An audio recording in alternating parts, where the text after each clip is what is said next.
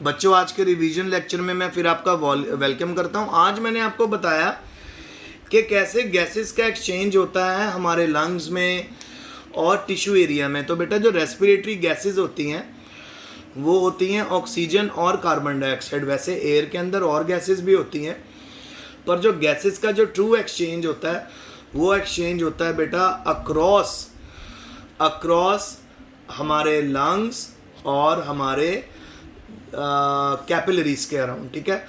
सो atmosphere के अंदर कितना पार्शियल प्रेशर होता है ऑक्सीजन का 159, कार्बन डाइऑक्साइड का 0.3। और अगर आप एल्वियोलर रीजन में देख लो तो यहाँ पे पार्शियल प्रेशर होता है ऑक्सीजन का 104 और कार्बन डाइऑक्साइड का 40। और डीऑक्सीजनेटेड ब्लड में ऑक्सीजन का पार्शियल प्रेशर होता है 40 और कार्बन डाइऑक्साइड का 45। सो क्या होता है कि हमारे एल्वोलाई में से सारी ऑक्सीजन ट्रांसफ़र होनी शुरू हो जाती है हमारे डीऑक्सीजनेटेड ब्लड में, और फाइनली ये इसको क्या बना देती है, प्योर ब्लड बना देती है, जिसको हम ऑक्सीजनेटेड ब्लड बोलते हैं। इसी तरह हमारे डीऑक्सीजनेटेड ब्लड में जितनी कार्बन डाइऑक्साइड होती है जिसका पार्शियल प्रेशर 45 का है वो हमारे एल्वोलाई में जाने लग जाती है, और हमारे एल्वोलाई में जो पार्शियल प्रेशर हो जाता है बेटा वो पार्शियल प्रेशर पहुंच जाता है 45 to 40। सो यानी एल्वोलाई में कार्बन डाइऑक्साइड कम है, डीऑक्सीजनेटेड ब्लड में ज़्यादा है।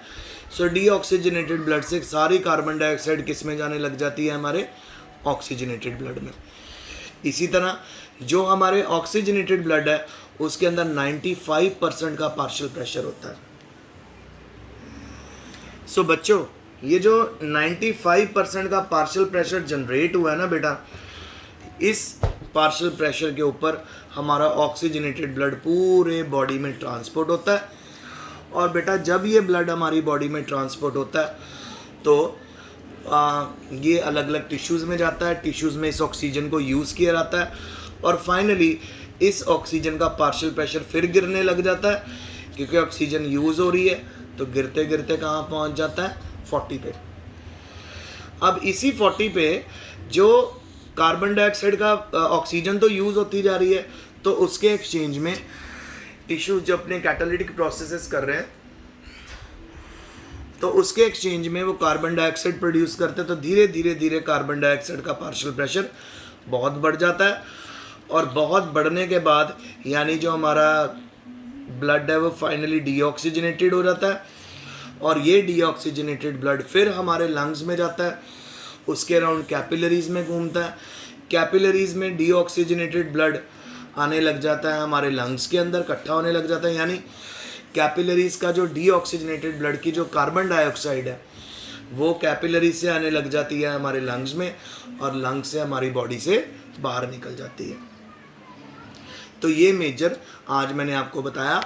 फिर मैंने आपको यहाँ पे हार्ट का स्ट्रक्चर भी बना के दिखाया था। राइट एट्रियम, राइट वेंट्रिकल में हमेशा इम्प्योर ब्लड होता है, लेफ्ट एट्रियम और लेफ्ट वेंट्रिकल में हमेशा प्योर ब्लड होता है। सो राइट एट्रियम में जब ब्लड आता है वो आगे पंप करता है उसको राइट वेंट्रिकल में, और राइट वेंट्रिकल से जो ब्लड है वो प्योर होने के लिए पहुंच जाता है हमारे लंग्स में। और अब आप नोट करो, यहाँ पे मैंने सुपीरियर वेना कैवा और इंफीरियर वेना कैवा भी दिखाई है।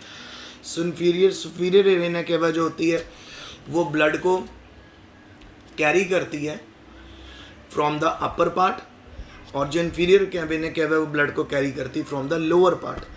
सो ये दोनों पार्ट से जो ब्लड इकट्ठा होकर कहाँ पहुँचता है, हमारे लंग्स में, हमारे राइट एट्रियम में, राइट एट्रियम से राइट वेंट्रिकल में।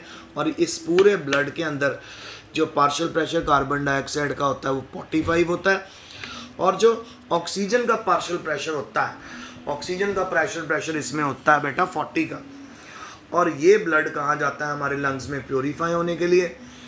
और जब ये ब्लड प्योरीफाई हो जाता है, ठीक है, उसके बाद ये हमारे लेफ़्ट एट्रियम में वापस आता है, और जब लेफ़्ट एट्रियम में वापस आता है, लेफ़्ट एट्रियम से लेफ़्ट वेंट्रिकल में, और लेफ़्ट वेंट्रिकल से ये ब्लड पूरे एओर्टा में। और यहाँ पे पार्शियल प्रेशर आप देख सकते हो कहाँ पहुँच गया, 95 का।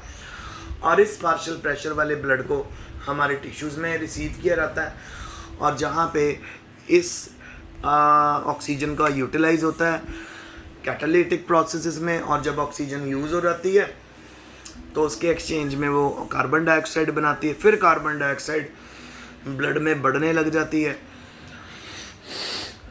और जब कार्बन डाइऑक्साइड ब्लड में बढ़ जाती है तो क्या हो जाता है, ब्लड डीऑक्सीजनेटेड हो जाता है।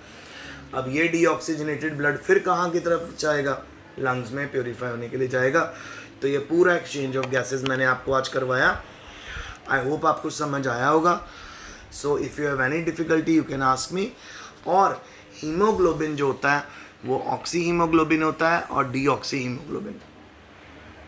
ऑक्सी हीमोग्लोबिन वो हीमोग्लोबिन जो ऑक्सीजन कैरी कर रहा है, डीऑक्सी हीमोग्लोबिन वो हीमोग्लोबिन जो कार्बन डाइऑक्साइड कैरी कर रहा है। एक हीमोग्लोबिन का मॉलिक्यूल एक टाइम पे बेटा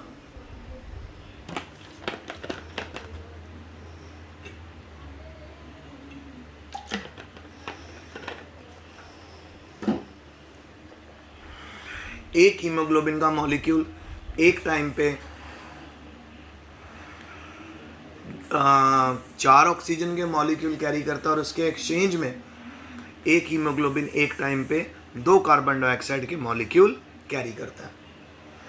सो आज मेरा जो एम्फेसिस रहा वो सिर्फ एक्सचेंज ऑफ गैसेस पे रहा और अलग अलग वॉल्यूम्स के ऊपर रहा, जिसमें मैंने आपको टाइडल वॉल्यूम बताया, रेजिडुअल वॉल्यूम बताया, inspiratory reserve volume, expiratory reserve volume, vital capacity, और एक और होता है बेटा उसको डेड स्पेस वॉल्यूम बोलते हैं। डेड स्पेस वॉल्यूम होता है जो हमेशा हमेशा हमारे एयर पैसेज के बीच में रहेगा, क्योंकि डिफ्यूजन अगर हो रहा है तो डेड स्पेस का होना बहुत ज़रूरी है, डेड स्पेस एयर का होना ज़रूरी है, तो वो वॉल्यूम भी है। तो आज के लिए इतना ही। Stay home, stay safe, best of luck.